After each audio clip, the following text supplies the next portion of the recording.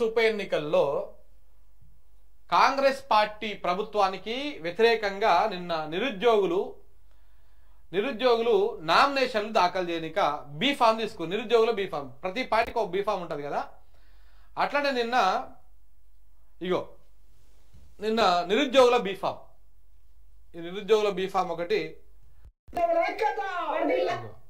ఇప్పుడు తెగదు attorney notification వస్తుంది నన్ను తిట్టగ్రి నేను వాస్తవాలు చెప్పినని చెప్తున్నాడు మరి కాంగ్రెస్ వాళ్ళు ఎక్కడ పడినారని అడుగుతున్నావు ఇప్పుడు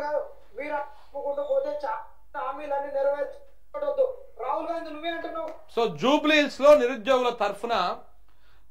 తరఫున అస్మా అని చెప్పేసి ఒక నిరుద్యోగిని పోటీ చేయబోతా ఉంది ఈ కాంగ్రెస్ ప్రభుత్వము కాంగ్రెస్ పార్టీ మేము అధికారంలోకి వచ్చినాక సంవత్సరం లోపల 2 లక్షల ఉద్యోగాలు ఇస్తాము అని చెప్పేసి చెప్పారు వాళ్ళు ఉద్యోగాల నోటిఫికేషన్లు ఇస్తలేరు కానీ ఎన్నికల నోటిఫికేషన్లు ఇస్తా ఉన్నారు అందుకే జూబ్లీహిల్స్ ఉప ఎన్నికల బరిలో మా నిరుద్యోగ తరఫున అందరి నిరుద్యోగుల తరఫున ఈ నిరుద్యోగి నిలబెడతా ఉన్నాం అని చెప్పేసి నేను నిరుద్యోగుల బీఫామ్ బేసిక్గా ప్రతి పార్టీకి ఒక బీఫామ్ ఉంటుంది కాంగ్రెస్కి ఒక బీఫామ్ ఉంటుంది ఆ బీఫామ్ మీద ఆ పార్టీ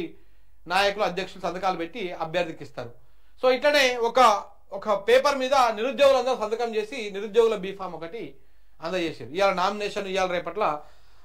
ఆ నిరుద్యోగిని అస్మా కూడా నామినేషన్ దాఖలు చేసేటువంటి అవకాశం ఉందంట చూద్దాం అవసరం ఉంటే అస్మాతో కూడా ఓ ఇంటర్వ్యూ కూడా చేద్దాం